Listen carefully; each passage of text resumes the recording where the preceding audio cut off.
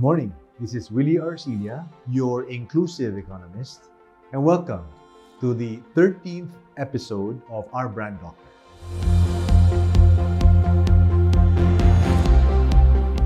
In the previous episode, we talked about the state of the national economy. Last Christmas, yung pong ating mga kamag-anak, mga kaibigan na balik bayan, pagbalik sa Pilipinas, ang sabi, bulok bayan.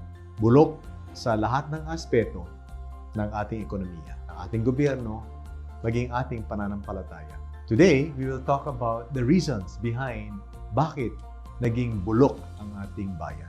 The 7 deadly sins of the Philippine economy. Number 1, we neglected agriculture, which is food production. It is the foundation of any nation and the mother of all industries. As we said before, even the United States can still produce enough food to feed half the world. China, the super factory of the world, never neglected agriculture, which is in fact the basis of their modernization, because their agricultural sector provided food and raw materials for their manufacturing sector, which is the same model of the British Industrial Revolution from the 1700s to the 1800s. Agriculture is a foundation of any economy. Not only did we neglect it, we also bastardized it. We did the land reform program, which completely failed, because land ownership is not an end in itself. Land ownership is a means to an end. It is a means of production in classical economics. Land, labor, capital, entrepreneurship. The 4 factors of production. It's not enough to give our farmers land. They also need high-yield seeds, hybrid seeds, fertilizers, pesticides, insecticides, growth enhancers, irrigation, mechanization, post-harvest facilities, farm credit, crop insurance, and farm-to-market loans. We never gave them that, unlike our neighbors. We also converted the land into subdivisions. Incredible. Number 2, deadly sin. We killed manufacturing. These 2 sectors could have provided millions of productive jobs to millions of our people. And that's why we have millions who are jobless now. Because we produced little food, food prices rose. And therefore wages had to rise, rendering our workers uncompetitive versus our neighboring countries that produced not just for food security or self-sufficiency, but they produced a surplus or an abundance of food to bring their prices down for their consumers and then export their surplus to a world of 8 billion consumers. We did not do that. We neglected agriculture, we killed off manufacturing, and then we imported virtually everything.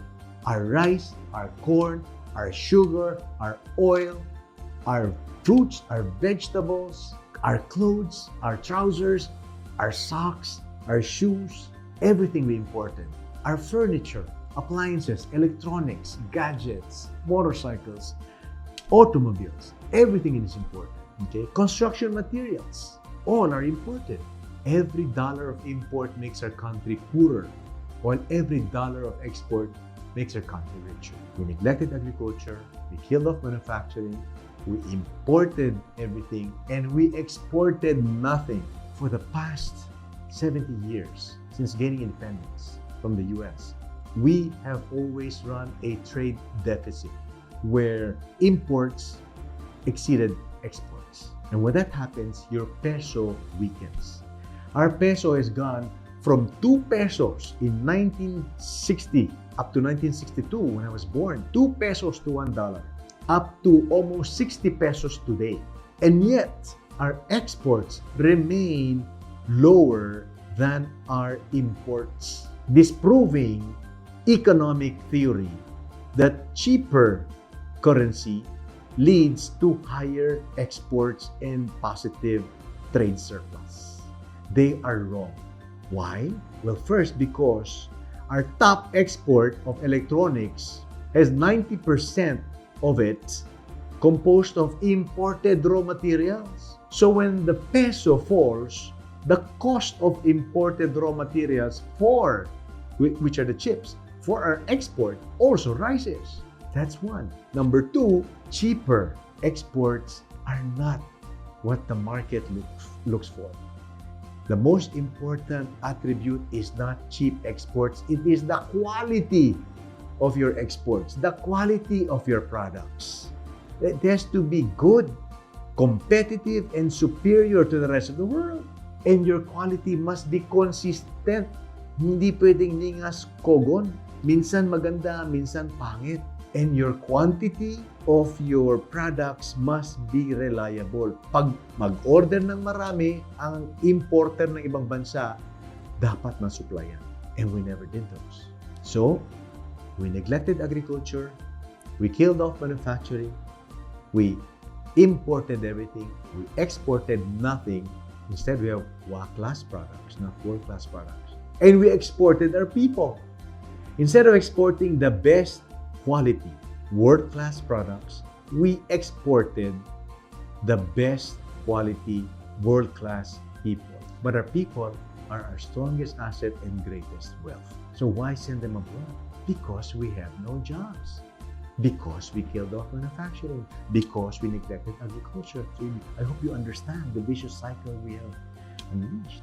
And because we exploited our OFWs. As I've said, if that was the greatest triumph of the Philippine economy for the past 50 years, the greatest tragedy will be if their children and their grandchildren will continue to be OFWs themselves, which is what's happening today. The remittances may sound big, but if you take the per capita, they're only $1 per person per day. OFWs pay more taxes to foreign governments than their remittances to the Philippines. Think about that. And then, what did we do with their remittances? Our local businessmen who are afraid to go global, who are lazy to do research and development, who are lazy to innovate, our local businessmen who are not intelligent enough to realize that they should not sell to the poor. What did they do? They sold to the poor. They bought materials from abroad and then they sold to the local poor. That is the sixth deadly sin. And that's why our economy is a leaky bucket. A leaky bucket. Ang pinasok ng OFW na pinaghirapan kaya't nagkahiwa-hiwalay ang kanilang mga pamilya ay inilabas naman ng ating mga negosyante sa pamamaraan ng pag-aangkat ng lahat ng mga produkto. And the seventh deadly sin, we neglected agriculture, we killed off manufacturing, we exported nothing, we imported everything, we exploited OFWs, we sold to the poor into sachets, sachet economy, tingy mentality. 60 billion sachets find their way into the oceans every year. Yes, the Filipino is the top polluter of the ocean. So stop talking about the environment. Enrich the poor. Then we can start talking about the environment. A lot of businessmen talk about environment, but they pay their people low. Stop the hypocrisy. And the seventh deadly sin, we privatized all utilities. Ang pag-aari ng taong bayan para mabawasan ang buwis, pinagbebenta sa mga kaibigan, kamag-anak ng ating mga incompetent at corrupt political leaders. That's why the rich keep getting richer from owning electricity, water, telco, infrastructure, roadways, tollways, mass rapid transit, airports, airlines, and seaports. Dati pag-aari ng taong bayan, kabanang bayan, ngayon pag-aari ng mga kaunting mga pamilya. Mali. Yan po.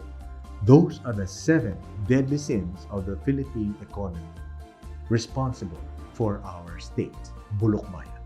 This is Willy Arcilla, your Inclusive Economist, your brand doctor, for the glory of God and the fullness of the Philippines.